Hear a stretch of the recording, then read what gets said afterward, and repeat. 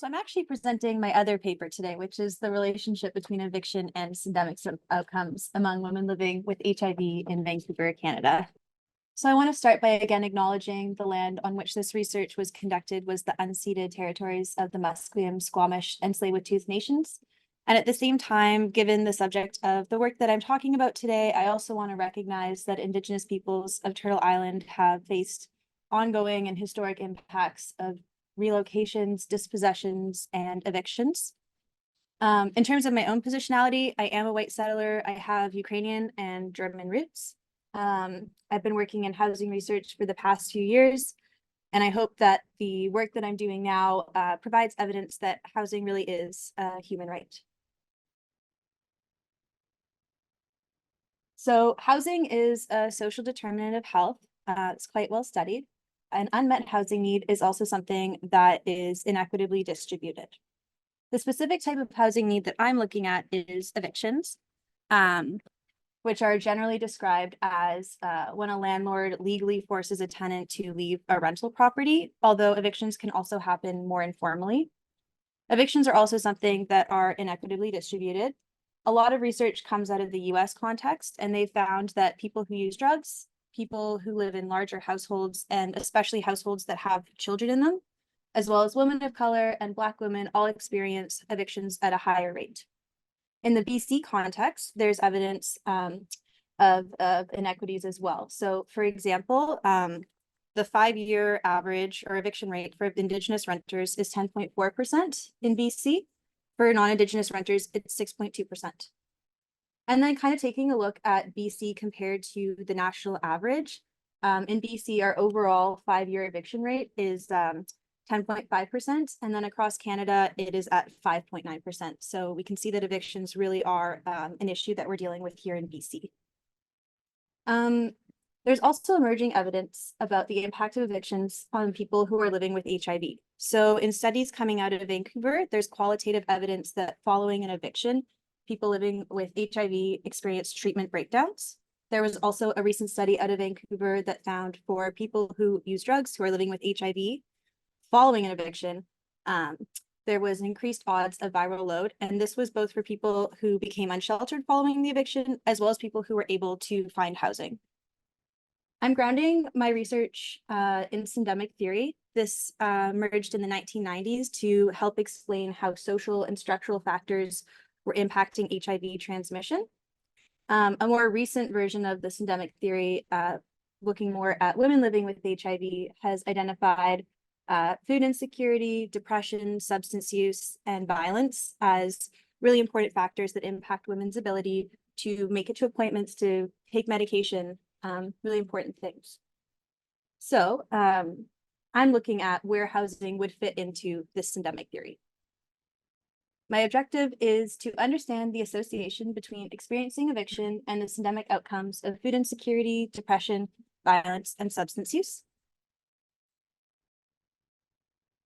And many of you are familiar with the SHAWNA study. It's a longitudinal cohort of women living with and accessing HIV care in Vancouver. There's about 385 women who are part of SHAWNA now. And I'm using data that comes from the quantitative cohort. So that's from surveys that are done by our staff members with the participants. These are the variables that I am looking at to explore this question. So my explanatory variable is being evicted or forced to move in the last 6 months. My outcomes are any sexual or physical violence by any perpetrator, any criminalized opioid use, any criminalized stimulant use, and being diagnosed with, treated for, or receiving counseling for depression. The food access and security variable at the bottom was a new variable that was derived that looked at specifically where women most commonly access food. So everything that was not buying fresh groceries was coded as an insecure food access. And then I have the confounders listed here at the bottom. These were included in all of the final models, except for currently parenting, which was only included in the food access and security model. And these were based on a review of the literature. So I won't go too much into the analysis, but there were 5 models created starting with bivariate associations between eviction and the syndemics outcomes, and then the full logistic regression models with all of the confounders. We use generalized estimating equations because the observations were not independent. The same woman could contribute multiple observations over the study period. Ordinal logistic regression was used for the substance use variables because they had 3 possible answers of none, less than daily, and daily use. And then I report odds ratios with two-sided 95% confidence intervals. So I'll start just by talking a bit about the SHAWNA cohort. So between 2014 and 2022, which is my study period, there was 2,309 observations from 344 participants. 55.5% of SHAWNA is Indigenous, 34.6% are white, 5.8% are Black, and 4.1% are women of color who are not Indigenous or Black. The median age at baseline for SHAWNA was 44. And then in terms of gender identity, about 12.6% of SHAWNA report a minoritized gender identity that could include trans, non-binary, gender diverse, and two-spirit, among other possible responses. And about 44.3% of SHAWNA report a minoritized sexual identity. So this is what eviction looks like in the sample. So there were 70 eviction events that were reported by 47 women. That makes up about 14% of the total sample.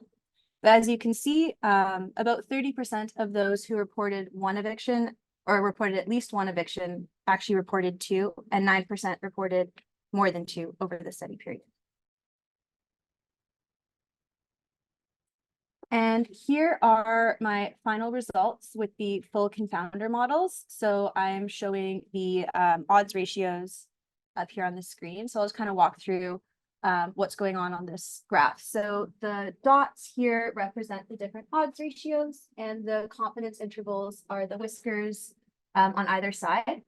So if those whisker lines cross the line at 1.0, that means it's not a significant result.